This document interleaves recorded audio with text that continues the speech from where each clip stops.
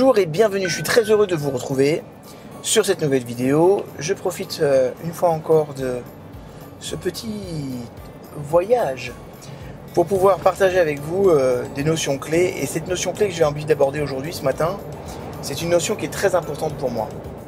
Parce que je me rends compte à quel point parfois les choses peuvent être faussées et à quel point il y a de véritables difficultés avec cette notion-là, c'est la notion d'études. Vous l'aurez remarqué qu'on vit dans une société dans laquelle les études sont devenues vraiment sacro-saintes. C'est-à-dire que tu as fait des études, tu es censé être quelqu'un de bien et de réussir dans la vie, et tu n'as pas fait des études, tu as eu un accident de poussette et tu vas le payer cher toute une vie. J'aimerais remettre les choses dans le contexte, et puis j'aimerais vous dire ce que j'ai observé aussi énormément. On vit dans un monde, c'est vrai, où parfois la porte d'entrée ce sont les études. Moi par exemple, j'ai l'équivalence d'un bac plus 10 aujourd'hui, et j'ai pas fait ça parce que les études ça me passionnait. J'ai fait ça parce que j'étais passionné par le sujet que je travaillais, et que de fil en aiguille, si je voulais en savoir plus, en connaître plus, il fallait que j'avance dans le cursus. Maintenant, je remarque aussi une chose. Tout ce qui m'a fait réussir dans ma vie, tout ce qui m'a permis de me développer, tout ce qui m'a permis d'être bien, d'être heureux, n'a absolument rien à voir avec ce que j'ai appris dans mes études. Et pourtant, j'ai fait des études de psychologie, j'ai fait des études en neurosciences après. Je devrais être censé avoir des études qui me rendaient heureux. Et pourtant pas.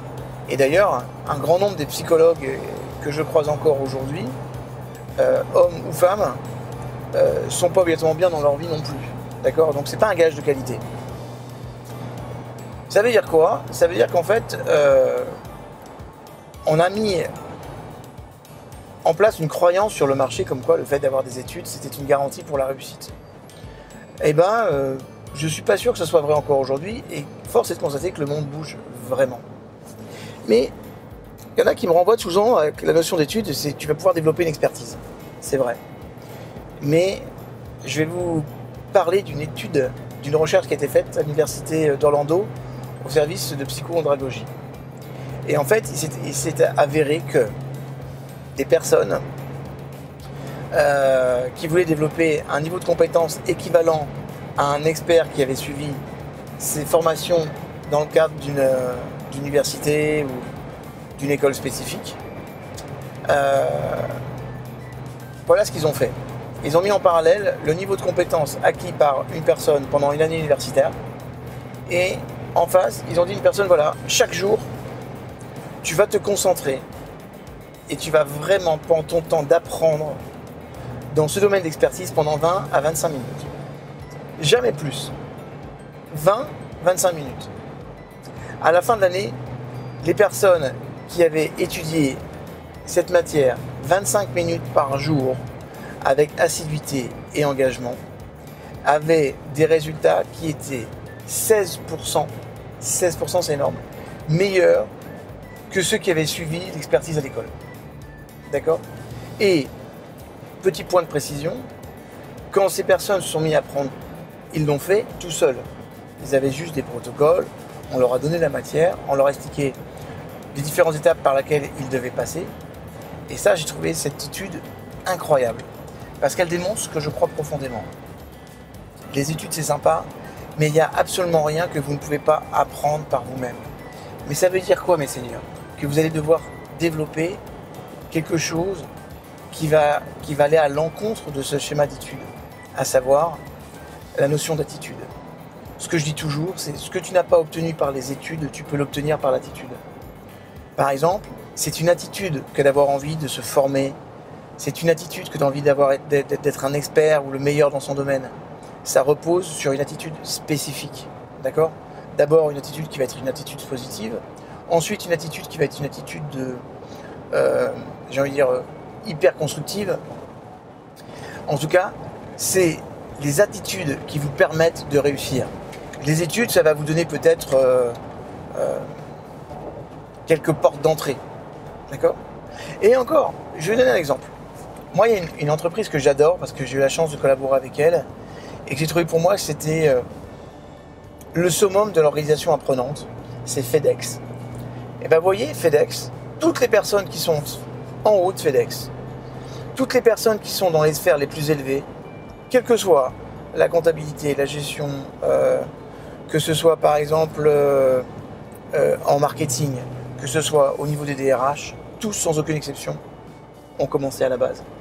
Absolument tous, parce que c'était le point d'orgue du créateur et du fondateur de FedEx. C'est-à-dire que tous ont potentiellement pas fait d'études du tout. Voilà. C'est ça qui est intéressant. Et croyez-moi, ils comptent parmi les meilleurs professionnels que j'ai rencontrés et sûrement les managers les plus aboutis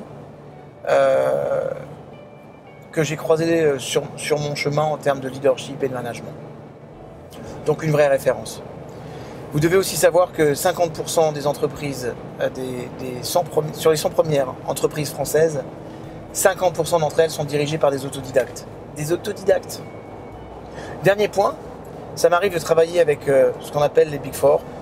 Les Big Four, c'est Ernst & Young, Deloitte, ce sont de très très gros cabinets de conseil pour lesquels j'interviens dans le cadre de conférences ou de conseils stratégiques. Et bien figurez-vous que ces mêmes grandes compagnies qui souvent sont à l'origine des plus grosses tendances, d'accord ? Eh bien, ces mêmes compagnies commencent à changer complètement leur fusil d'épaule. Pourquoi ? Parce que, par exemple, dans le temps, leur plus gros marché, c'était les très grosses sociétés, très grosses entreprises, qui sont devenues moins florissantes, en tout cas en France avec les années, moins performantes, moins qu'on pourrait l'imaginer ou qu'on le souhaitait en tout cas. Et du coup, en fait, ils ont perdu ces marchés-là. Mais ils ont développé plein de nouveaux marchés qui s'appellent les très grosses PME. Et là, ils se sont rendus compte que les seules personnes qui étaient recrutées dans le temps à base de grosses écoles de commerce et tout ça, et ben ces personnes n'étaient plus appropriées, adaptées pour pouvoir s'adapter à un chef d'entreprise qui est un homme chef d'orchestre. Et ils ont commencé à recruter d'anciens entrepreneurs qui avaient eu des belles réussites ou d'anciens entrepreneurs qui avaient échoué, mais qui avaient eu quand même un bon mode de pilotage de leur entreprise. Et ils se sont dit, pour communiquer avec des chefs d'entreprise, il faut des chefs d'entreprise. Et ils ont eu raison parce qu'ils ont raflé 80% de parts de marché sur ce segment du conseil. D'accord ? Donc, c'est juste important de comprendre que si eux font le choix de faire des paris différents, c'est que l'observation a été menée parce que ces gens ne font jamais rien par hasard. Il n'y a pas un centime qui est dépensé par hasard. D'accord ? Donc, je veux que vous entendiez que deux points de figure. Si vous n'avez pas fait d'études, je vous encourage à aller le plus loin possible et en engranger un maximum parce que ça ouvre des portes. D'accord ? Et assurez-vous toujours que ces études vous plaisent. Maintenant, si vous n'avez pas fait d'études, écoutez-moi bien. Ce n'est pas grave. Vous entendez ça ? Ce n'est pas grave du tout. Mais vous devrez, quoi qu'il arrive, compenser ce manque d'études par des attitudes hors pair. Une intelligence éducationnelle, une intelligence situationnelle, une intelligence émotionnelle. Bref, d'autres formes d'intelligence développées par l'autodidacte, okay, et qui permettent vraiment à la personne de se positionner intelligemment et d'obtenir des résultats. Donc, si vous pensez quelque part que la réussite est loin, voire inaccessible pour vous compte tenu du fait que vous n'avez pas fait d'études, je vous le dis, vous vous plantez complètement. J'ai d'ailleurs vu, de mes yeux, des personnes qui venaient dans un recrutement pour des bacs plus 5 et une personne qui avait un bac pro vente représentation. Voilà. Et vous savez quoi ? Il a tout raflé. Il n'a pas simplement raflé le poste, il a raflé aussi tous les concours qu'il y avait derrière en tant que vendeur, parce que cette personne était ambitieuse, parce que cette personne était intelligente, parce que cette personne, elle n'avait de cesse de vouloir s'améliorer, parce que cette personne, elle était passionnée par la vente. Et elle a cartonné dans un secteur qui n'est pas obligatoirement facile, qui s'appelle le vente de l'assurance vie, au sein d'un réseau qui s'appelle La Mondiale. Et il fallait avoir du culot de se présenter avec un CV qui était faux pour pouvoir passer la barrière et de dire, vous savez, j'ai juste un bac pro vente représentation. Mais je sais d'ores et déjà que je serai le meilleur vendeur que vous allez jamais avoir.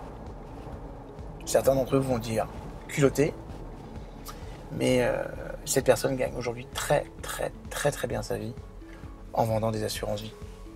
Ce que je veux juste vous dire par là, c'est que ne vous limitez jamais parce que vous n'avez pas fait d'études.